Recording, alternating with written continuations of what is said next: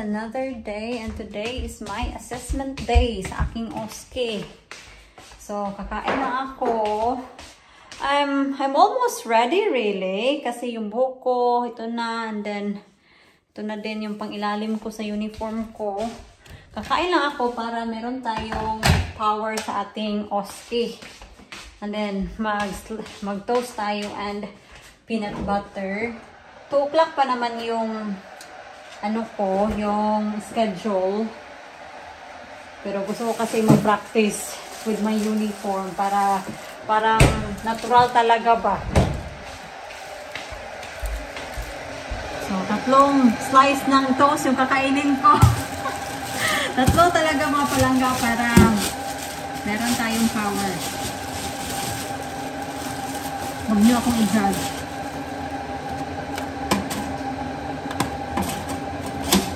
The more I think about it, mga palangga, the more I get nervous talaga. Oh my gosh! It will be okay. It will be. Kailangan mo i-toss yung steak ni Mr. kasi ito yung hapunan niya later on.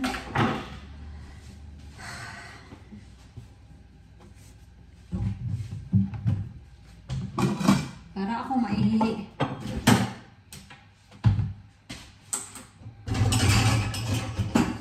I'm just gonna empty the dishwasher while waiting sa ating toast. Para naman may magawa tayo this morning kasi since this morning talaga I was talking to Gloria lang talaga. Wala na akong hindi. I was talking to her. So, Gloria! This is our last stretch. Ito na yung last day of practice natin. We can make this.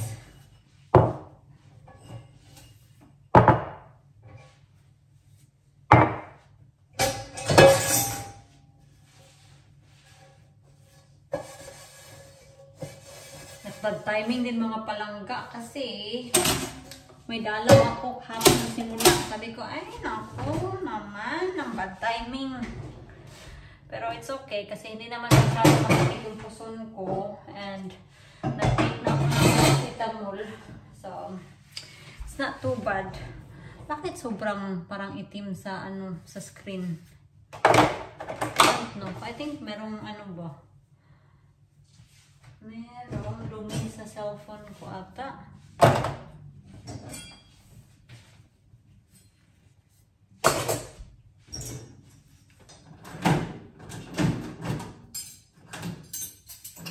Ngayon, hindi umuulan mga palangga. Hindi pa. I would say, hindi pa. Sana hindi umuulan. Uy, kasi talaga. Grabe yung ulan. Last week, parang halos last week yung ulan. Walang tigil. And yesterday, umuulan siya pero may dalang hailstone ba? Sabi ko, patay. April, may hailstone. Mid of April na, meron pa rin hailstone. Para mag-winter ulit yung UK. Wala nang summer mga palangga. Diretso na ng winter. Kakain lang muna ako mga palangga ha. Tapos na akong kumain. So, I just gonna polish my shoes. Para presentable talaga ba? Para wala talagang masabi. Nakakahiya din kasi mga palangga pag madumi yung shoes, diba? Effort din tayo. Kasi it will speak for itself, diba? Pag sinabayaan natin yung sarili. Sana ba yung ko dito?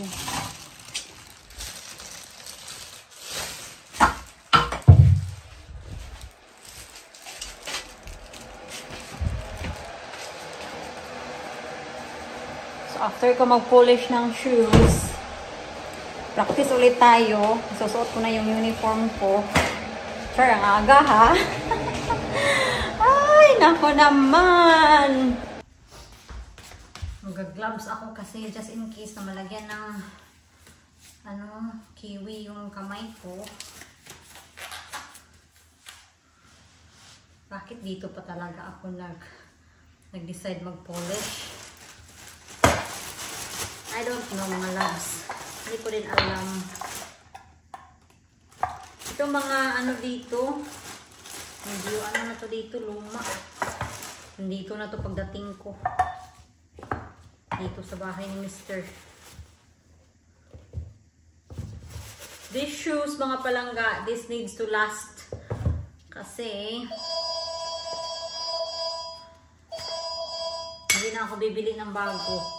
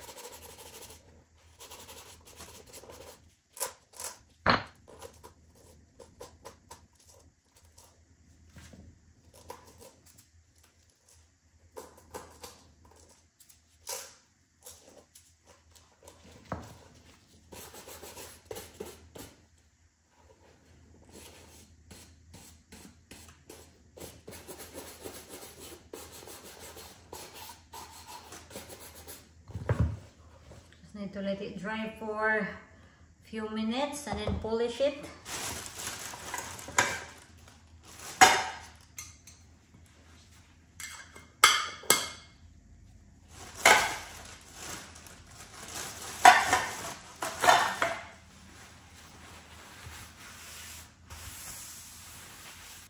So ipo-polish na natin to.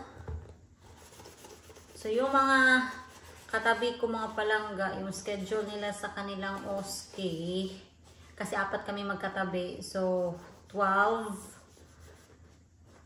1 o'clock, 2 o'clock yung akin, and then 3 o'clock yung isa.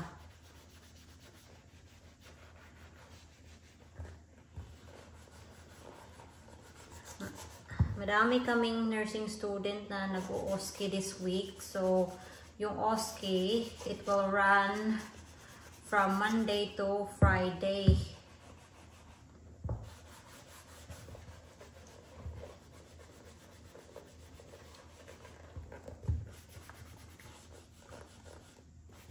Medyo makintab na ba?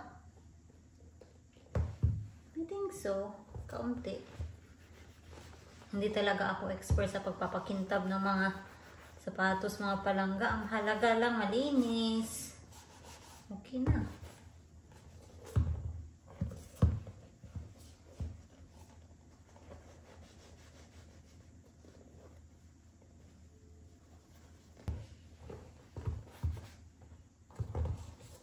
Yeah, all good. Let's go upstairs and put my uniform and then practice ulit. I'm going to approach my patient, but before doing so, I'm going to check the environment. I can see that there's no obstruction or spillages that could cause me to trip or slip. I'm happy to proceed. I'm going to close the curtain to provide privacy for my patient. Hello there, Gloria. My name is Mia. I'm one of the registered nurses, and I'll be looking after you today. I'm just going to wash my hands and put my apron and gloves on, and I'll be back. I'm going to wash my hands according to the WHO guideline for 30 seconds. I'm gonna put my apron on and gloves on. I got them on. Hello there, I'm back. So once again, my name is Mia, and I'll be asking a few questions, and I'll be doing an A2E assessment, Gloria.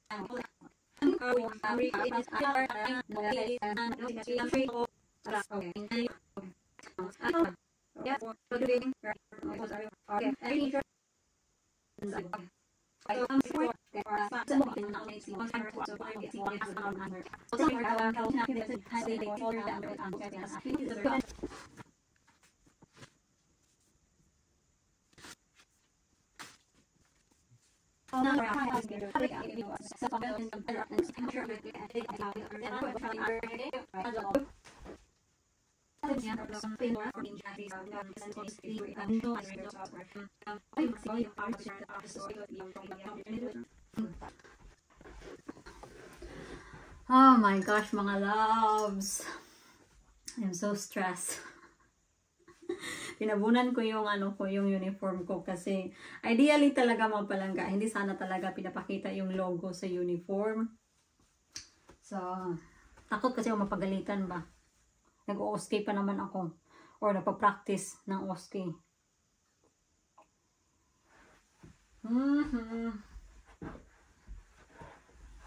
You need to help me, Gloria.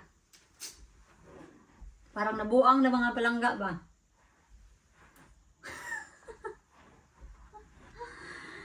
Ay, nako. Gosh, as in talaga kung naririnig nyo lang yung ko ngayon, yung tibok ng puso ko, sobrang lakas as in. It's beating really, really fast.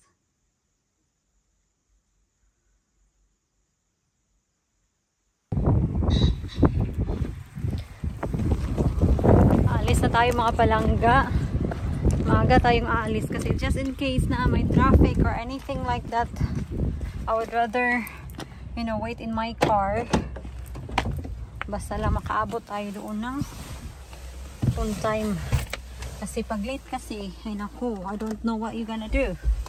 Right, I'm just gonna drive and I'll update you later. Bye-bye. Wish me luck.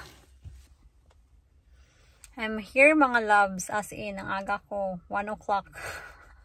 Exactly 1 o'clock and my assessment is 2 o'clock. But sabi nila doon now, you need to be there 15 minutes before sa assessment. So, yeah. Ngiti-ngiti lang ako pero sa totoo lang naiihi na ako. And parang matatain na ako. Ay, Diyos ko. We can do this. Of course, hindi pwedeng i-vlog. So, I'm gonna go in now mga palangga. And see you later. I'm home mga palangga. And I covered everything. But then, I forgot to document the pain score. So, I feel like I'm gonna fail the OSCE exam. I'm preparing for it. Kasi mistake ko naman talaga. Nakalimutan ko na i-document yun. So, anyway, what can I do? Hopefully, no? Hindi ako mabagsak. Pero I just got that feeling na parang mababagsak ako dahil dyan. Tinanong ko naman yung patient allergy, confirmation, kung sino yung pasyente. Basta, I covered everything that I could remember. Pero yun na nga, hindi ko na-document yung pain score ng pasyente. There's no point of beating up myself because I will not be able to sleep tonight, but that's what happened. I'm so sorry, Gloria, but I think we failed the OSCE. Ay nako, hindi kasi ako sanay talaga sa mga palangga, sa paper na news chart ba? Sana ba yung news? Hindi ako sanay kasi 'di ba sa hospital electronic. So, yung binigay nila sa amin is, ano siya, paper form. And hindi ako sanay mga palengke. Kaya, ayun. I'm so sorry. But yeah, that's the story of me. I failed my OSCE. Hindi pa ha? Sana wag naman, pero that's just what I am feeling right now. So, a lot of people or a lot of students were saying now we're gonna get the result this week, but a lot of students as well were saying probably next week. So I don't know if this week or next week, but if this week, dalawa yung result na matatanggap namin sa OSCE at yung sa thesis namin. Yes, please. Yeah, well, so that's the balita mga palangga. But we just need to think na kung hindi tayo makapasa dito sa OSCE na to, there will be another. So the world will not end there, di ba? Because there's few people na failed yung exam and nakabangon ulit. Lutang na lutang ako mga palangga, but to the point na nakalimutan ko na lang magluto. I just cannot get over mga love about sa aking OSCE. So ayun, nakalimutan ko magluto. Ano na, 4:30 na. Ngayon ko lang nilagay yung fries. I'm so sorry. Dumating si Mr. sabi niya, where's the meal? Kasi normally this time ready na yung hapunan. But nakalimutan ko. I'm so sorry, Mr. Namatawag yung ate ko. What's the reason this time?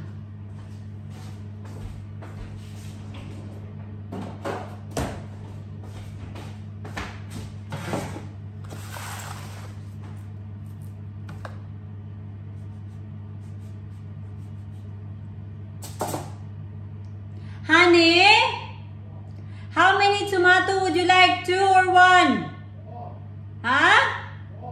1 tomato, okay. 1 tomato lang daw. Okay. Kasi si Mr. I cannot blame Mr. kasi he worked so hard today. Sobrang busy ni Mr. ngayon kasi ang daming trailer na ina-assemble. So sabi niya, pagdating niya dito, gutom na daw siya. I'm really sorry. Uy, hindi ko na uulitin. First time ko lang magkaganito.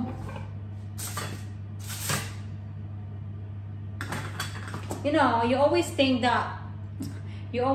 something ba na what could I done better after sa exam, which is kahit na meron kang gustong gawin or to change something, hindi na pwede kasi yun na. No second chances. But I can say na I give my best naman mga palangga. They just, nakalimutan ko lang talaga. I cannot remember. Baka sabihin nyo, paulit-ulit ka na lang sa kwento mo, pero ay, mga loves. If napipil nyo lang yung napipil ko ngayon, parang sobrang nakakapanghinayang ba if I feel this. Meron pa namang second chance, pero I don't want to do this again ba. I don't want to go through this again.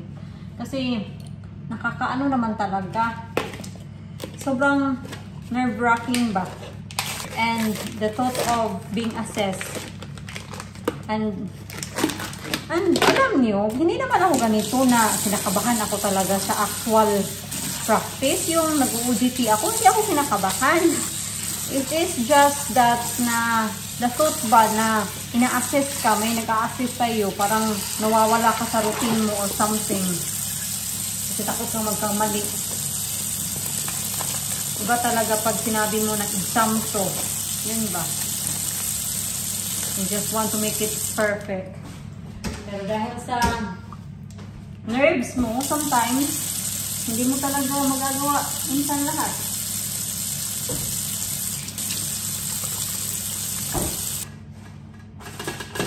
So, lalagyan ko lang to ng salt and pepper. When Kwento ko lang din sa inyo mga palangga. Alam niyo, yung mga pamangkin ko, yung 2 eldest niece ko, pinakita sa akin ng ate ko yung card nila, yung sa grade nila ba. Ano ako, sobrang proud ako sa kanila kasi with honor sila. So sabi ko sana tuloy-tuloy, no. Yung pinakapanganay kong pamangkin, consistent naman siya sa grado niya. With honors talaga siya ba kada exam nila. At malalaki talaga yung grades niya. So, kahit na merong boyfriend, yes, meron ng boyfriend yung ano ko, pamangkin na panganay. Sabi ko naman, wala namang walang problema mag-boyfriend. Basta lang, ilagay sa tama ba, ilagay sa tamang lugar. And you need to prioritize your study. So, ano naman, consistent naman sa grado. So, I'm happy.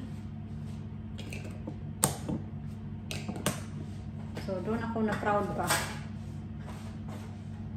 Sila yung mga anak ng panganay kong ate.